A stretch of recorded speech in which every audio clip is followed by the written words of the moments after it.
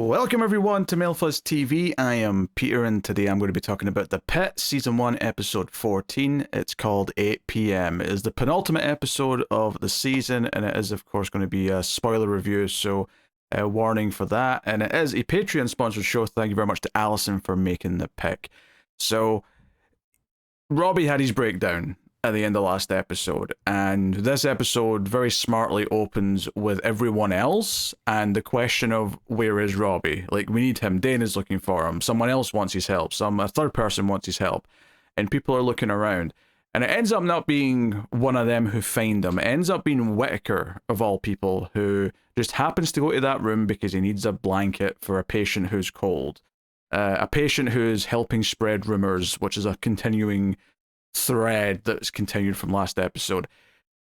And he finds him there. And it's really interesting because obviously you've got one of the younger doctors being the one to find him in his moment of vulnerability, his moment of weakness, and choosing to sit down by his side almost feels like he's maybe learned a few things about how to interact with patients throughout the day, and he's kind of applying a little bit of that to how he talks to Robbie here. And when he says, hey, like, you need to get back out there, people need you, he's like, I can't. Robbie's like acting in front of him in a way that he's never acted before in front of Whitaker. In front of anyone in the show, really, but maybe some people who are close to him might have seen something like this or close to this before, but certainly not Whitaker. And Whitaker just says, we're effed if you don't. And that kind of, like, gives him enough of an idea to sort of get him back up. And Robbie even kind of pushes him away a little bit once he gets up. Not like like a violent shove or anything, but just like, I need some space here. And Whitaker realizes he's done what he can, and he's like, I'll see you out there, Captain, and he leaves the room. And Robbie, of course, then does start to pull himself together. He gets rid of the scrubs that he had on, he gets a new set, and he kind of walks around. But what's interesting about Robbie in the first like half or so of this episode, might even be more than that, honestly, is that he is very, very, like, obviously pushed to his limit, and there's a couple of times when he is a bit more short-tempered and kind of, lets loose a little bit. I think one of the big things is when the boss is down from upstairs, and the subject of them using donors, like people donating their blood without it being screened, she starts to lose her shit about that and starts to like chastise him, and he just like says, he raises his voice, everyone in the ER can hear him. It's a bit of a scene, and says, go back up to your, micromanaging office and go do some work and let us get back to work. And it's kind of a harsh tone he takes with her, and everyone's kind of watching on. And given that we're in the ER, most people in the room probably side with him, with whatever information they might know about this debate that's currently happening. But it's like, hey, he's having a really bad day. He's having a long day. Now's not the time. And it's very pointed that, like, she comes up to have a debate with him. A debate, not unlike debates that she's had with him throughout the season. And every single time it's been a point of stress for him. Every single time it's been this nuisance that he doesn't want to deal with, that it's getting in the way of him just being a doctor. And it's happening here right after his sort of lowest moment, where he doesn't have the patience to deal with it and kind of reacts out the way he needs to. And if anything, one of the biggest themes of this episode is the idea of like needing to talk to someone when you're going through something, or it'll lead to something bad. That's obviously what the teenager, who they thought was the shooter at first, ends up, being a big point of discussion with him when they try and talk to him. More on that in a bit. But that very much feels like what's happened to Robbie here is he hasn't talked to anyone about what he's feeling. He keeps denying it. He keeps saying that he's either okay or he's just being kind of vague and acting like it's been a long day. He's not really talking about what he's actually going through. In fact, from episode 1 of this season, he has been saying, why wouldn't I be in today? And sort of blatantly ignoring and challenging the idea that today might be a bit more meaningful for him to be in the workplace than any other day. Never mind everything that's happened all throughout the episode. The other time he loses his shit is actually another kind of big moment where a set of parents are in, because there's a boy that comes in during the episode who is sick with something, which at first is very mysterious. King has no idea what it is. Even the senior doctor who's with her has no idea what it is. And they're ruling out a bunch of stuff, but they're clueless. None of them have seen anything like it. And it's not until Robbie comes in the room where he examines the key points of interest and then says, right, so none of you recognize this? Well, shows how old I am. This is the measles. Which is obviously something we've probably all heard of, but is not something that is necessarily frequently common. Although I do remember there had been an outbreak of it, just this year in the US, I think? So maybe this was a little prophecy of sorts, but so okay, right, now we know what the treatment should be, so on and so on. But now the sister had it as well, right? This is the thing. He goes and talks to the little sister, who's the one who phoned 911, and she had it too. She got better, and then her brother obviously got it from her, and she's fine. And it turns out that, yeah, the majority of people who get the measles just get better, and it's fine. But there is a 1 in 20 chance, or whatever it is, of getting pneumonia, of it going down this path that the sun is now going down, and they have to do a bunch of procedures. And it's when the parents come in, and they were explaining to the parents that they have to do this procedure, that procedure, the main one being a spinal tap that comes up, where they have to check his brain to see what he needs. And the mother says no. In fact, the mother a couple of times kind of like interjects with what she's read on the internet, where she said, hey, but no, I read this, that this is what happens when someone gets the measles. This is what happens. There's a risk of something happening. Like, couldn't you damage his brain if you do this? And it's like, yeah, there's like a 1 in whatever chance, I can't remember what the numbers were, but there's a chance that it could kill him. But if we don't do it, then he's going to definitely develop lots of problems. Possibly die, but certainly have mental disabilities. He could have trouble breathing. His immune system might be gone. Like, they list a bunch of heinous stuff that obviously no one, if they have the chance to avoid, would ever accept. And the dad's already saying, yeah, do it. Clearly he needs this. And the mother's like, nope, I read that you need to do this. And Robbie just snaps and says, put the effing phone away. This is what your son needs, blah, blah, blah, blah. And really, like, makes it very clear, very sternly, in a way that we have never heard him talk to a patient. Like, he is losing his shit, making it clear that this is life and death for her son, and she's still refusing to do it. She's like, I'm not letting them put something into my son's spine or my son's brain, and is adamant about it. The husband's trying to talk to her, and Robbie just has to leave the room. Like, he can't stay in there. He has to get out. And when we do see him again, like a second later, when the other doctor goes out, he's like, oh, you want medical treatment, but you don't want medical advice, and like, it's definitely getting into obviously something I'm sure doctors do have to put up with now, is people who have Googled some stuff and think they're experts because they've read something online, as opposed to someone who's got, in Robbie's case, decades of experience of tackling different symptoms, different illnesses, different conditions, so on and so on. You get his frustration, but more importantly, from a character perspective, this moment is not right. Like, he's just lost someone that he was desperate to save, which is another part of what he's going through, of course, is that he couldn't save Jake's girlfriend, and he thinks Jake's blaming him for that. And there's a scene with Jake's mother coming in, and she immediately is like, no, get that out of your head. It's not your fault. And if Jake is thinking that, even today, it's just because he's young, and he's in shock, and he's not processed it, and whatever. And it actually leads to a nice little scene where Langdon goes to Jake and sort of tells Jake, first of all, gives him some booze, but then tells him, like, hey, if Robbie couldn't save her, no one could. Like, he would have done everything he could. He's the best doctor here. And Robbie here overhears some of this. Like, he's seeing some of this. He's seen Langdon go to bat for him, even though, of course, Robbie threw Langdon out earlier in today. It's not seemingly affected Langdon's respect for Robbie, like what Robbie did. I'm sure he understands why Robbie reacted the way he did to what happened earlier on with his wrongdoing. So I don't think like he's like blaming Robbie, or he's thinking that Robbie, he may have a beef with Santos still. Like, that may still be up in the air, and that's something that's still brewing in this episode, as we see. But I think this idea of like him seeing people argue in his favor is something that maybe, even though there's no reason why he shouldn't expect it, I think he's surprised to see Langdon stick up for him. He almost didn't seem to be expecting Jake's mum to be like, no, I'm sure you did everything you could. This is not your fault. But, he's just lost someone.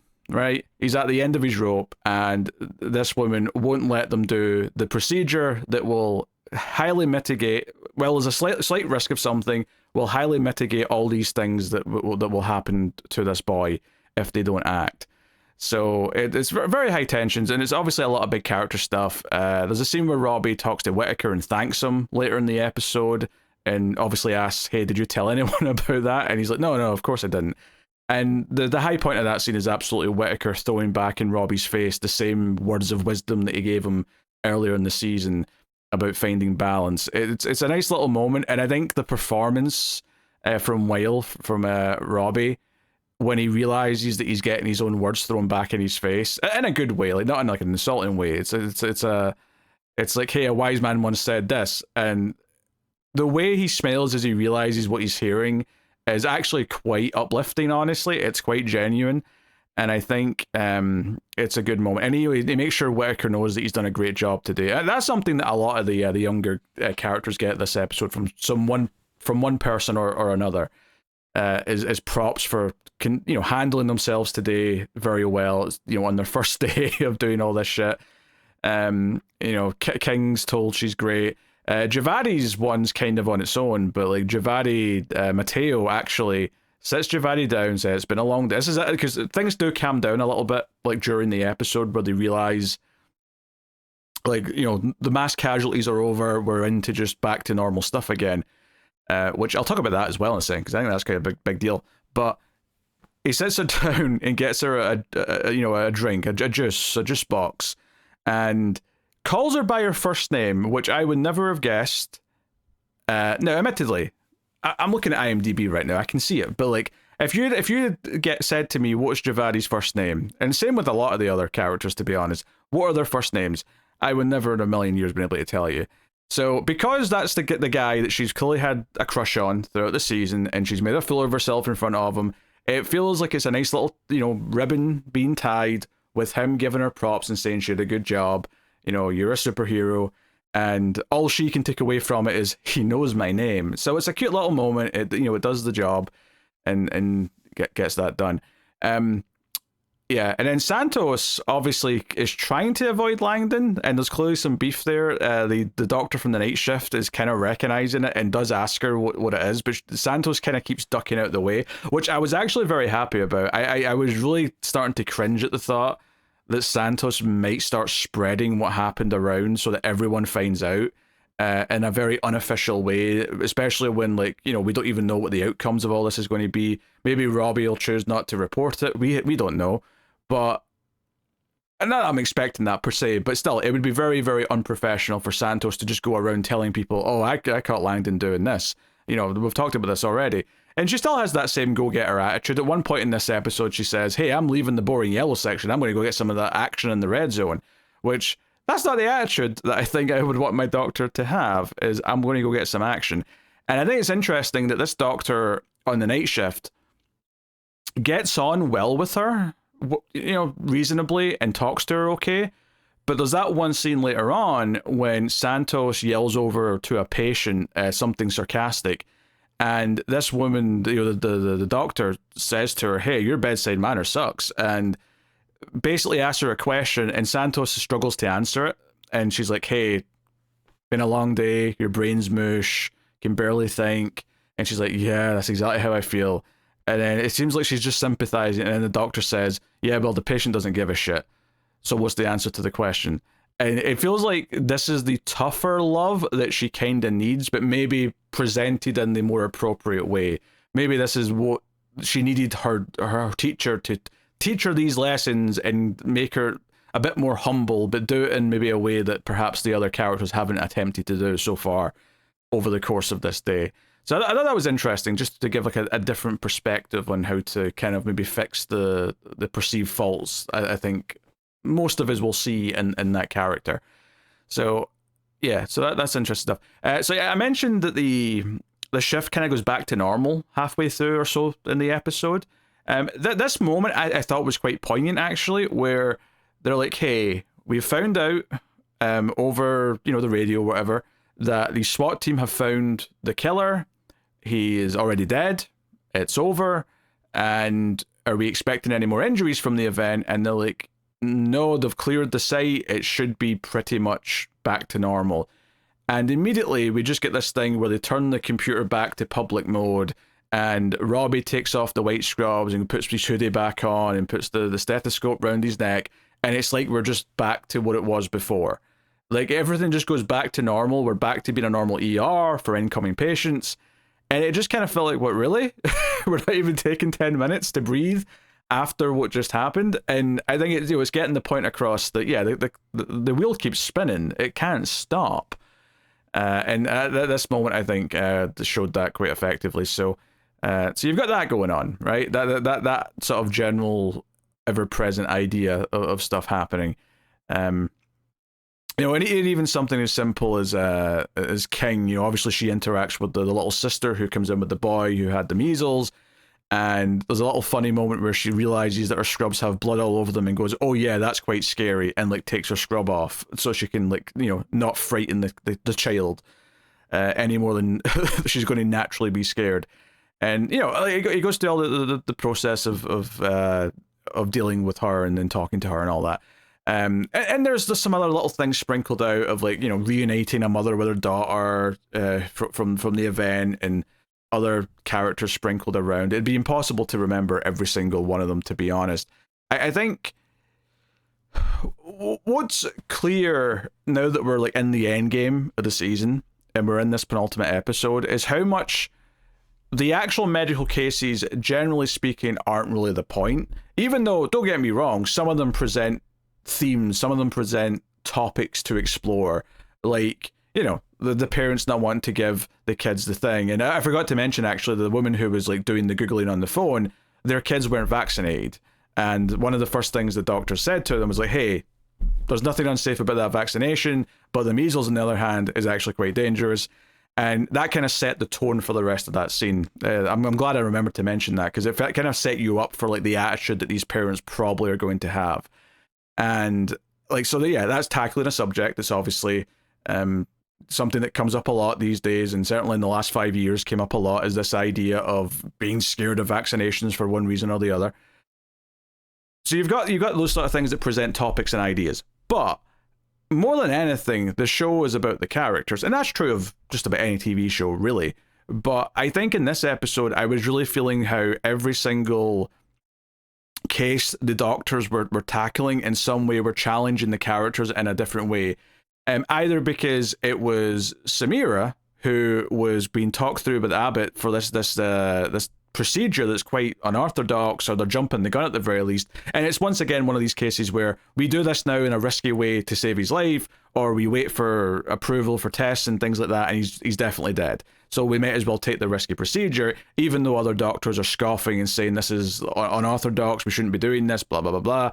And he makes Samira do it. Now, there is a little touch at the end where he says, oh, it'd have been too risky to let me do it, which is kind of intriguing. What does he mean by that? Exactly. Does he think he's shaky for some reason? And if so, why is he shaky? But the reason why that's such a good character bit for Samira, though, is because, as we've kept going back to, her whole thing early on in the season was that she takes too long with her patients, she gets to know them, and she doesn't jump in and do riskier things when the occasion calls for it. And here, she's been told to do this thing where she even doubts it halfway through and says, maybe we should, and Abbott doesn't even let her finish her sentence. He's like, no, yeah, we should continue doing this. Great idea. Great idea, Dr. Mohan. Go for it. Keep going. And yeah, and it ends up working out. And even this story here is this guy that they're working on drove another patient to the hospital from the event. He was suffering from a gunshot wound in his leg, the driver, the one they're operating on, and he goes into some, things get quite bad because of some after effects of the gunshot. But it turns out that the reason why he's here so late is because he was a medic in the military, and he was actually running around helping people at the site, right? And getting them off to the hospital from that end. He was helping people with a gunshot wound in his leg, but not getting that gunshot wound seen to as quickly as possible has led to these complications. Also, his sister's one of the family members in the cafeteria area, and her husband's one of the guys that died last episode. So she's especially concerned that her brother might also kick the bucket now. So yeah, there's some added weight and tension onto that, and the guy that he brought in looked blue, right? He looked. I just saw the new Avatar movie this week. He looked like he was from Pandora, frankly, with how blue he looked. And there, to the point where I'm like, he's definitely dead. Like, that was my thought. Oh, it's too late. He's clearly dead. He looks blue. There's no way he's alive. Turns out he was alive, and it took some trickery, and well, not trickery, but you know what I mean. Like, it took some procedures to get him back and giving him various things. It's actually, he's the one that Langdon and Santos kind of keep being in the same room for, and there's some tension there, and so on. It's again a slightly different type of case to look at. So big thing to talk about here, though, from this episode, from a couple of different perspectives, is Mackay. From two plot perspectives. One, actually, just first up, before we get to anything else, this is kind of separate from her plots, is that her father, shows up because she called her son's grandfather to come and get him. That was actually her real father. That was Brad Dourif who showed up. I didn't actually notice it immediately when he first came in, because he's quite old now, and he's got the beard, and so I didn't quite click that it was just Brad Dourif. It was actually when he went into the room with the ex-boyfriend, I guess we'll call him, the boy's father, and he calls him like a douchebag name for a douchebag or something like that. He says the cadence and the way he said that was the moment I went, oh, that's Brad Dourif. I heard it in his voice, and I'm like, shit, they got a real dad to come in and play him for a little cameo. That's fun. But she has two things in this episode. One is that in the aftermath of everything that's went on, Robbie's like, hey, you're coming with me into that room to talk to this teenager, right? And she's like, okay. And they try and talk to him and say, hey, did you write a list of girls? Because he keeps saying, I would never do anything like this. I didn't shoot anyone. But Mackay's like, hey, did you write a list of girls that you would like to hurt? And immediately the kid gets combative and says, F you, where's my mom? Where's my mom? So they leave the room, and that's kind of the end of that for that bit. But Robbie says, hey, well, actually, no, it's after the second time he does this little mini talk. Because they come back with the mum, and she's in there with them this time. And he is like, it's like, hey, mom, can we go home? I just want to go home. I would never do anything like this. I never hurt anyone.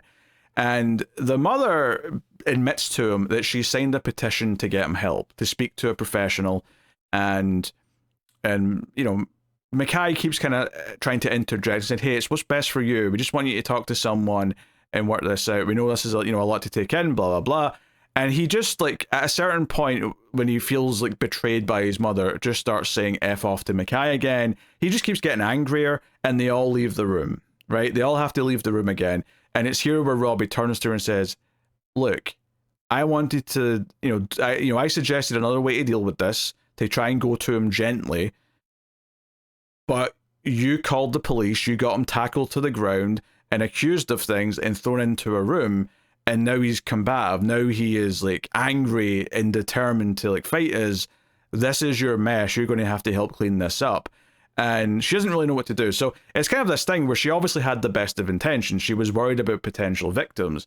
But in jumping the gun, perhaps, to assuming that he was already, like, that dangerous that day, has led to this thing where she might have even helped send him down a darker path, because now this experience of being accused and everyone, and he feels betrayed by his own mother, even though his mother's trying to tell him it's for his own good, and she's worried about him.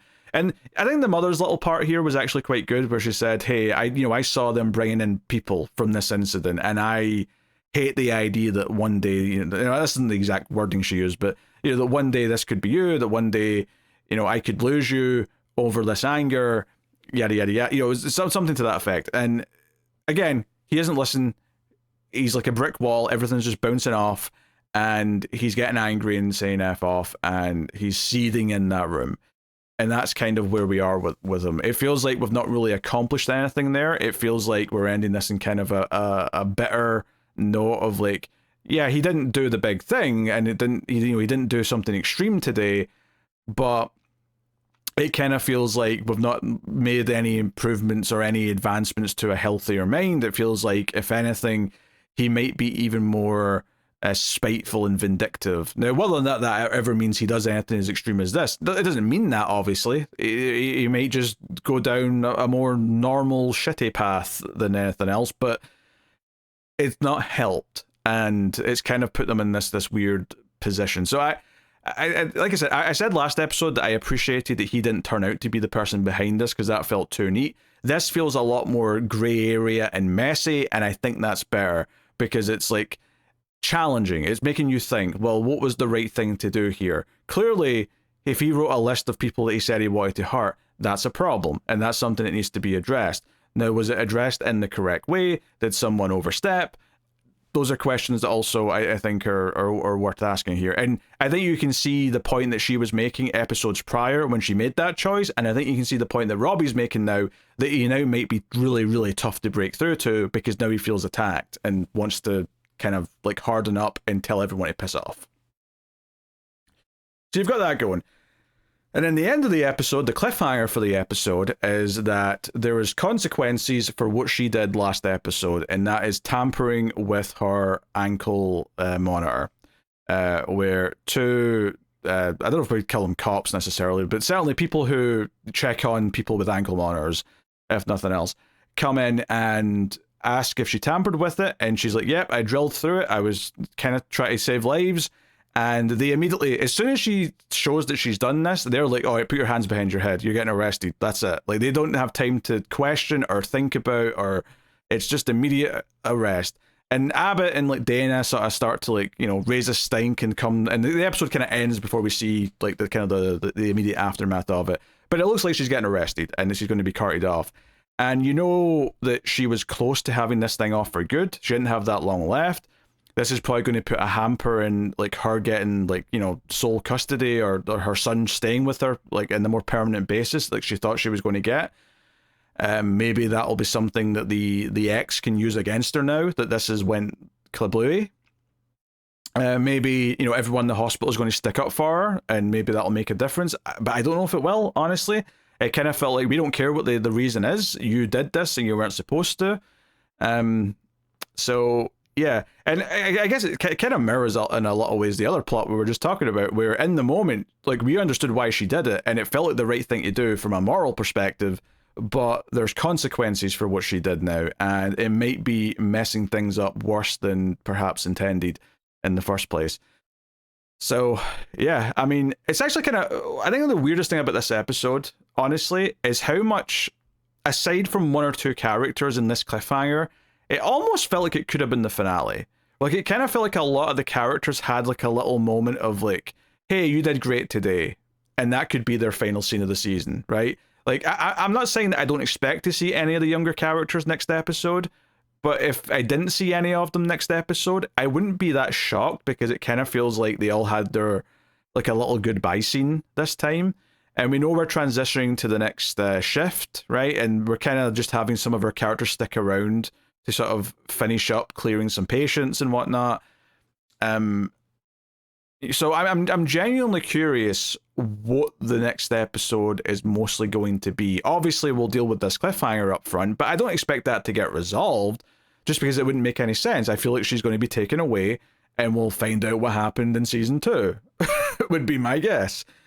So I don't know. I don't know what we're doing with this next episode. It's interesting, but you know, there's some nice little things here, like saying Dana with the charge nurse of the night shift, like working side by side to sort of deal with the chaos and clear everything up, is it was just kind of interesting to see again. It felt like a very well-oiled machine in a lot of ways.